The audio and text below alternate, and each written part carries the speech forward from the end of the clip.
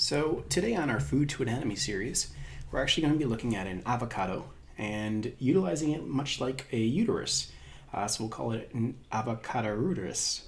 I don't think that really works, but we'll go with it. So the basic premise is here, and you'll at least be able to look at the various layers, how to measure appropriately, and kind of the basic sectioning technique for a uterus with a specimen like this. Now, avocados are a little pricey, so don't feel like you have to be obligated to go get one. This is just a FYI information.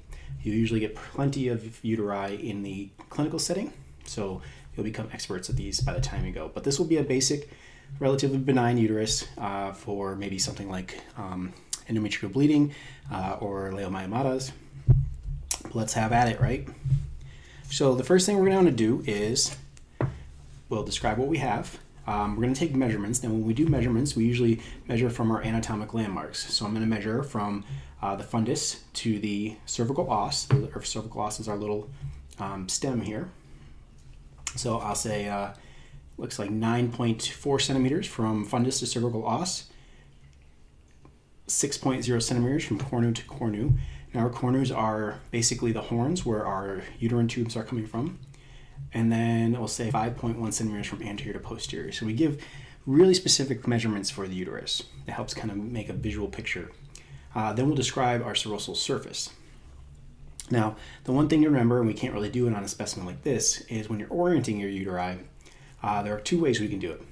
One of the easiest ways, especially if you don't have attached tubes and ovaries, is to look for the serosal reflection.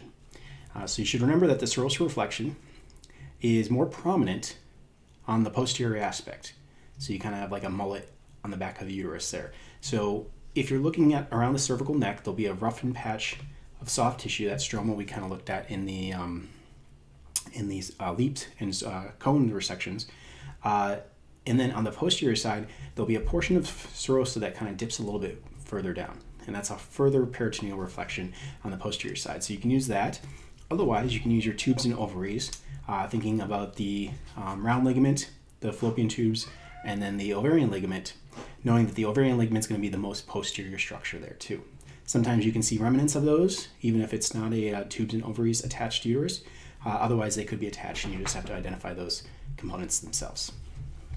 So in this one, this will be just a simple hysterectomy. So we don't have any bilateral tubes or ovaries.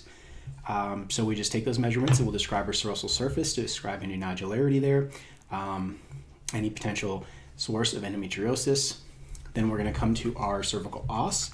We'll describe that. We'll give a measurement, measure 0.8 centimeters. You'll describe whether it's slit-like or round, and usually you can say pinpoint. This one is indeed round. And then we want to determine if the uterus is going to be probed patent. So we can actually do a little bit of probing on this. It's nice and soft. So I'm going to actually stick my forceps inside the cervical os, which is kind of the go-to way to do that.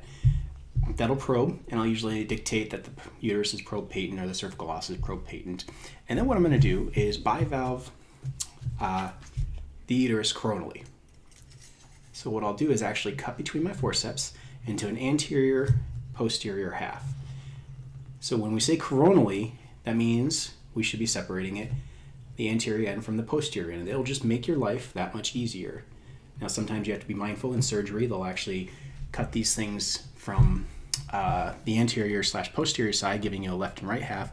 It makes your life a little bit more difficult. But let's open it.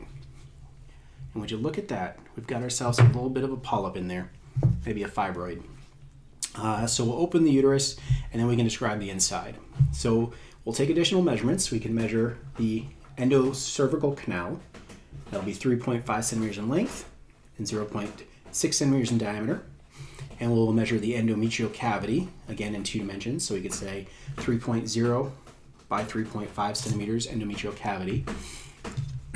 We can describe our fibroid here. So it looks like 3.5 by 2.2. And then we would try to pull that out at 2.0 centimeters. And we're actually going to pop that sucker out right here. And then what we'll do, and I like to keep the anterior and posterior halves separate, is we're actually going to serially section the uterus. I like to leave a little bit of the cervix attached because we'll need that section for submitting. But let's go ahead and select sections of. We can lay these all out. It looks like maybe we got some adenomyosis there on the cut surface. Look at that. So after we section this, we're going to take additional measurements.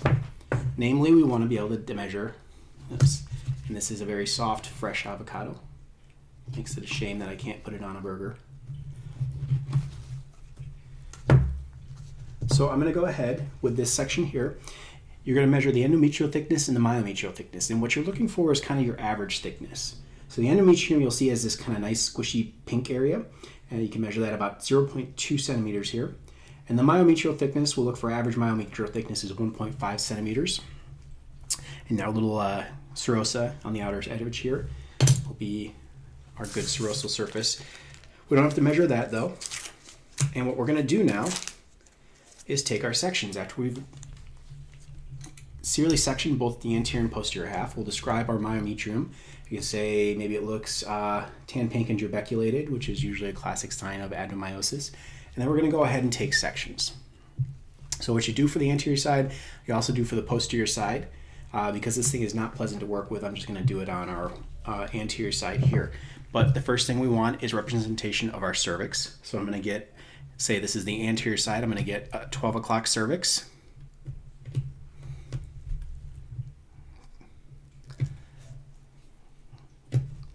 Good old squishy section.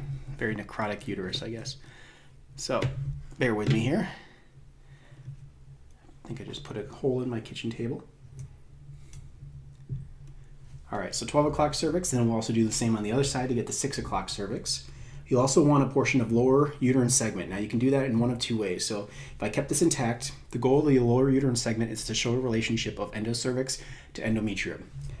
Usually if you keep the neck of the cervix intact, you can actually take a representation of lower uterine segment. Nah, I don't like that section, it's kind of squishy. Basically a cross section. What I'm going to do is actually take this lower section here. But you can take that longwise, basically taking a section showing a relationship between endometrium and endocervix, and that's your lower uterine segment. We're going to submit that as an anterior lower uterine segment, and we'll do the same for the posterior side. And then another standard cassette submission will do full thickness anterior uterine wall and full thickness posterior uterine wall, which looks like this. So for your standard sections, you just need about 6. 2 of the cervix, 2 of the lower uterine segment, and 2 of the myometrial wall. Then if you have anything pathological, you can submit representative sections of that. So this guy I'll probably have to submit for decalcification before processing, but I can get representation of our fibroid/leiomyoma and submit that as well. But that's kind of the gist of it. So hopefully this was somewhat helpful. This was kind of my first attempt doing this, and I think it has some decent analogies to a uterus specimen. So feel free again to try this at home, and thank you for joining me for Female Repro Clinic Core Lab.